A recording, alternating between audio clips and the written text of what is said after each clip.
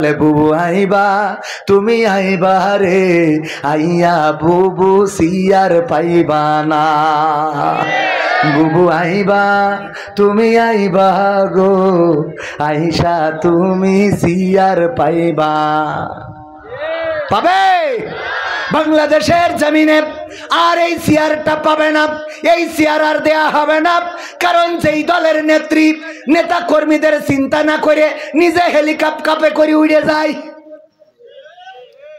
নিজের চিন্তা নিজে করে চলে গেছে। তুই তো দাদার কাছে যাই ভালোই আছো, কিন্তু আমাদের যে কি অবস্থা এটা বুঝবা না, কথা কয় না। আমাদের তো অবস্থা খারাপ, বেরোইতে পারি না, লজ্জা লাগে। আরে এরপরেও আবার মাঝে মাঝে ঝটিকা মিছিল দেখা যায়।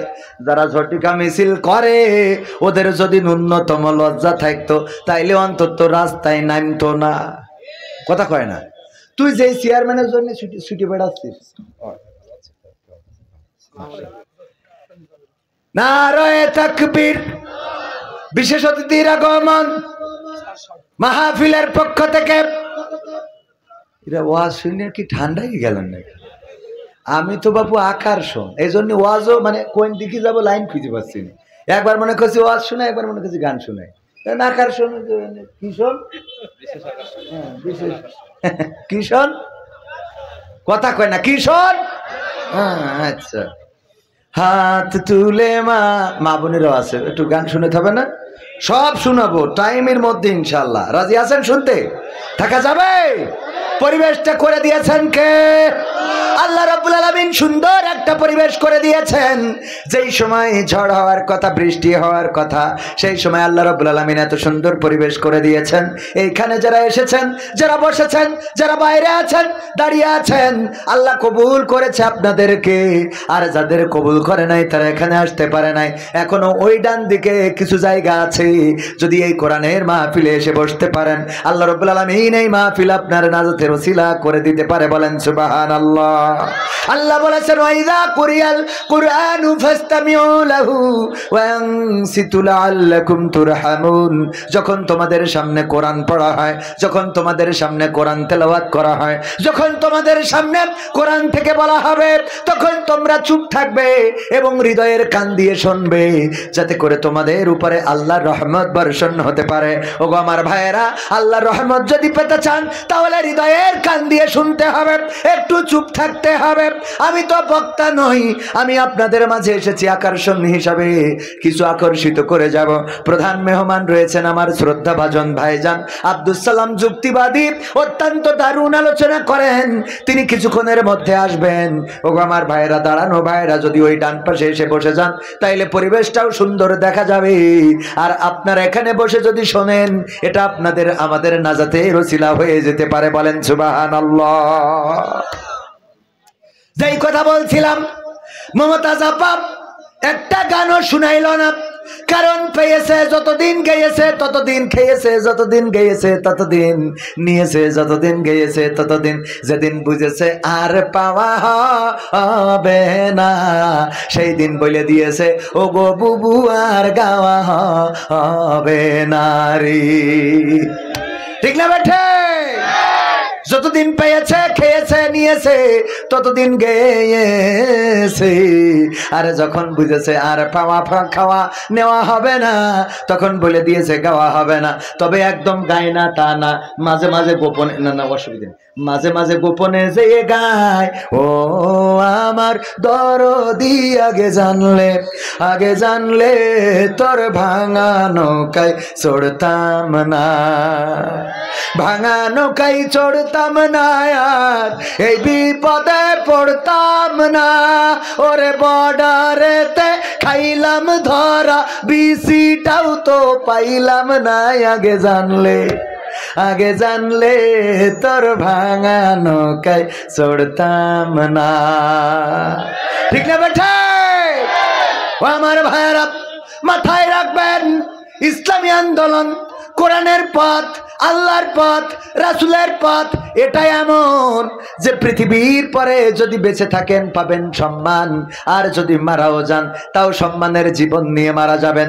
আমাদের যারা নেতৃবৃন্দ ছিল তারা এমন ছিল, ফাঁসির রশি দেখে কখনো কাঁপে নাই, ফাঁসির রশি তাদেরকে টলাতে পারে নাই, বরং তারা ফাঁসির আগে জিজ্ঞাসা করেছে সন্তানের কাছে, ওগো আমার কলিজার টুকরা সন্তান, বলো দেখি ফাঁসির কাষ্ঠে কেমন করে ঝুলবো, ফাঁসির কাষ্ঠে কি লুঙ্গি পরে যাব নাকি পায়জামা পরে যাব?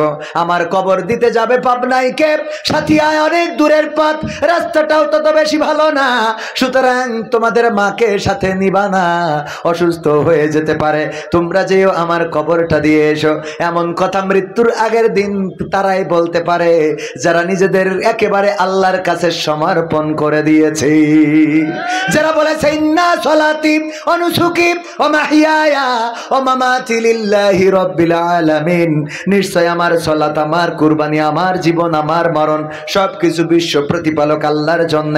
এই কথা যারা বলে দিতে পারে তাদের আর কোনো ভয় থাকে না, তাদের আর কোনো টেনশন থাকে না, দুশ্চিন্তা থাকে না, তাদের আর কোনো অন্য কোনো ভয় ভীতি কাজ করে না।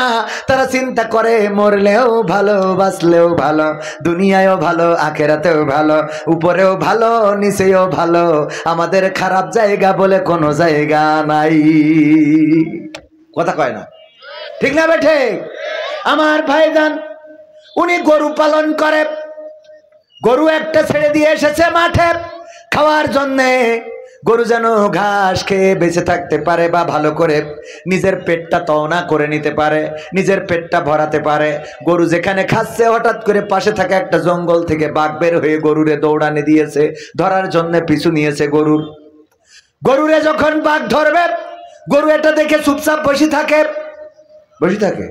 না, গরু বলে আয় দেখবো খেলা হবে, বলে খেলা হবে, বলে এই কথা না, বলে না, বরং গরু দেয় দৌড়, গরু দিয়েছে দৌড়, বাঘও দৌড়ায়, গরু দৌড়ায়, বাঘও দৌড়ায়। গরু বুঝতে পেরেছে বাঘের সাথে দৌড়ায় এত পারা যাবে না, কারণ বাঘের দৌড়ের গতি কম না বেশি, গরুর দৌড়ের গতি কম। এই জন্য গরু চিন্তা করলো পাশে থাকা একটা নরম কাদাওয়ালা ক্ষেত আছে, বুদ্ধি করে ওই ক্ষেতের মধ্যে দিয়েছে লাফ, 4 হাত পা একসাথে ডেবে গেছে। বাঘ ধরার জন্য বাঘও যখন লাফ দিয়েছে, গরুর থেকে বাঘের দৌড়ের গতি বেশি থাকার কারণে গরুরে রেখে 3 হাত সামনে যেয়ে পড়েছে।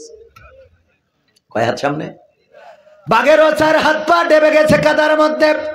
এমন কাদা অনেক জায়গায় আছে সুরাবালির মতো, যতই বের হইতে চান ততই আটকে যায়, এমন আছে না নাই? গরু কোনো চিন্তা ছাড়াই বসে বসে পান চাবায়, আর বাঘ চিন্তা করে কি করে বের হব, কি করে বের হব, টানাটানি কোনোভাবেই বের হইতে পারে না কাদায়। আর গরুর দিকে তাকায় আর দেখে ওর টেনশনই নাই, খালি বসে বসে জাবর কাটাছে। গরু, বাঘ বলতেছে গরু তুই তো আসলে গরু। ভাই কি ভাই, গরু তো মানে ও তো অশিক্ষিত।